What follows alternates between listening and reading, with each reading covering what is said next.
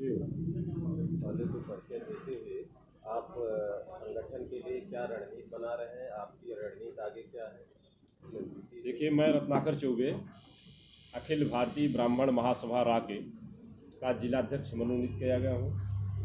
हमारे राष्ट्रीय अध्यक्ष पंडित श्रद्धेय श्री राजेंद्र प्रसाद त्रिपाठी जी रा एवं हमारे राष्ट्रीय उपाध्यक्ष मुख्य अतिथि के रूप में हमारे बीच में बैठे हैं श्रद्धेय श्रीपति उपाध्याय जी। हमारे जिले संरक्षक एवं प्रदेश के उपाध्यक्ष आदरणीय श्री ज्ञान प्रकाश मिश्रा जी सब आए हुए हैं। सभी लोगों के द्वारा जो है मुझे यह जो है जिला अध्यक्ष का पद जो है दिया गया और मैं अपने राष्ट्रीय नेताओं के प्रति पूरे विश्वास पर खरा उतरूंगा। जो भी उनका विश्वास मेरे ऊपर किया गया है उस पर खरा उतरने का प्रयास करूंगा। और चूँकि यह ब्राह्मण संगठन है, ब्राह्मण संगठन के तहत मुझे जिलाध्यक्ष मनोनीत किया गया है, बनाया गया है। हम ब्राह्मणों के लिए चाहे सुख दुख हो, चाहे उनके ऊपर किसी भी प्रकार का दुख दर्द हो, अत्याचार हो, अनाचार हो, कहीं भी दुख तकलीफ होगा, उनके प्रति हमेशा सदैव तत्परता के साथ खड़ा रहेंगे और पूरे मनोयोग के साथ, ऊर्जा के साथ जो मेरे नेताओं ने मेरे ऊपर विश्वास रखा है कि नहीं हम ब्राह्मण को लेकर के उनकी कहीं भी किसी भी प्रकार की उनके साथ हक तलफी हो तो उनके लिए हम लड़ाई लड़ेंगे और उनके साथ 24 आवर्स खड़ा रहेंगे। उसमें किसी भी प्रकार का कोई संकोच नहीं किया जाएगा। अभी हरीश मिश्रा की गिरफ्तारी की गई है, इसमें आपका ब्राह्मण समाज क्या आप तक देखिए, आप लोगों को मालूम होगा, चैनल के माध्यम से मीडिया में मैंने प्रेस किया हरीश जी को लेकर के और मीडिया में वो काफ़ी प्रचारित हुआ और मैंने कहा कि जिस तरह से उनको अनायास अफवाह फैला करके मुकदमे में लादा गया और उनको जेल भेजने का काम किया गया, अगर इस पर विराम नहीं लगता है और मिश्रा को छोड़ा नहीं जाता है तत्काल, तो हम लोग आंदोलन करने के लिए, सड़क पर खड़ा होने के लिए, सड़क जाम करने के लिए और सड़क पर आंदोलन करने के लिए हम लोग पूरा ब्राह्मण समाज बाध्य होगा। और इसी का जीता जागता उदाहरण हुआ कि हम लोग नर्सों जो है प्रेस किए हैं और कल उनका जो है बेल हो गया और कहीं न कहीं प्रशासन जो है वो लाचार हुआ, पंगु हुआ और हम लोग पूरे ब्राह्मण समुदाय की बात को मानने के लिए विवश हुआ और उनको बेल देने का काम किया। और कल हमारी उनसे बात हुई, टेलीफोनिक वार्ता हुई, उन्होंने हमारे व्हाट्सएप के माध्यम से और फेसबुक के माध्यम से और जानकारी के माध्यम से उनको मिला और उन्होंने बधाई दिया कि नहीं भाई साहब आपने हम लोगों की लड़ाई लड़ा है और वेल हुआ है, एक आध दो दिन की व्यस्तता है तो हम आते हैं और जौनपुर में आपसे मुलाकात करेंगे। ये हमारे हरीश जी के दिमाग में चला गया और प्रशासन ने जो है उसको संज्ञान लिया कि नहीं, ब्राह्मण जब आंदोलन करेगा तो निश्चित तौर पर हमारा छिछवा लेदर होगा और हमको परेशानी खड़ी हो जाएगी।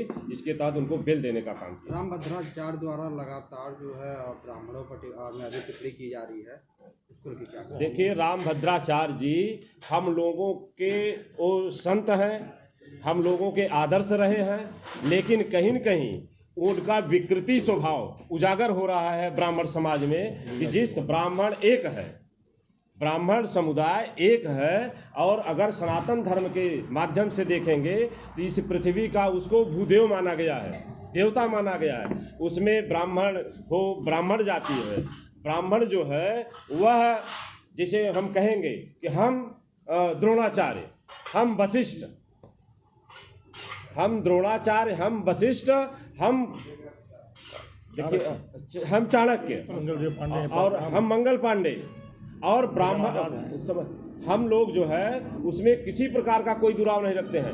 लेकिन उनको जिस तरह का हमारे ब्राह्मण समाज, विद्वत समाज ने जो उपाधि दिया, जो कुलपति आजीवन कुलपति हैं, वाइस चांसलर हैं, जिनकी एक गरिमा है समाज में और समाज में नहीं संत में एक गरिमा है, उनके द्वारा ब्राह्मण समाज पर यह कहा गया कि नहीं उपाध्याय हो, पाठक हो, चौबे हो, तुमियाई हो, यह नीच प्रवृत्ति में आते हैं। इस तरह का जो उनका वक्तव्य है उसका हम निंदा करते हैं। और अगर इस तरह का रवैया, अगर उनके वो संत हैं, आदर्श हैं हमारे, अगर वो चेंजिंग नहीं लाते हैं और इस तरह से अगर वो बयान देते रहेंगे तो कहीं न कहीं हम लोग भी उनके खिलाफ ज्ञापन दे करके मुकदमा कायम कराएंगे, उनके बात पर विराम लगाने का काम करवाएंगे। इस पर हम भी थोड़ा बोलना चाहेंगे। राम बोले, क्या इस शासन से ब्राह्मण समाज परेशान है? अभी आपने कई ब्राह्मणों के बारे में आपने बताया, तो क्या इस शासन से ब्राह्मण कहीं देखिए, ब्राह्मण, भारतीय जनता पार्टी सिर्फ ब्राह्मणों के साथ छलावा कर रही है।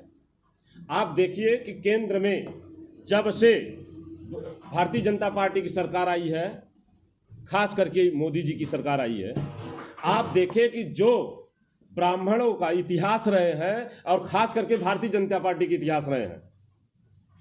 भाई, हम लोग हर ब्राह्मण अलग अलग पार्टी में राजनीति करता है, लेकिन जिस तरह से श्यामा प्रसाद मुखर्जी और दीनदयाल उपाध्याय जी ने भारतीय जनता पार्टी का स्थापना किया, और अटल, आडवाणी, मुरली मनोहर, भारतीय जनता पार्टी के 3 धरोहर, लेकिन जब इनकी सरकार आई है तो तीनों लोगों को हाशिए पर इन्होंने करने का काम किया। तो क्या ब्राह्मण समुदाय का इन्होंने तिरस्कार करने का काम नहीं किया?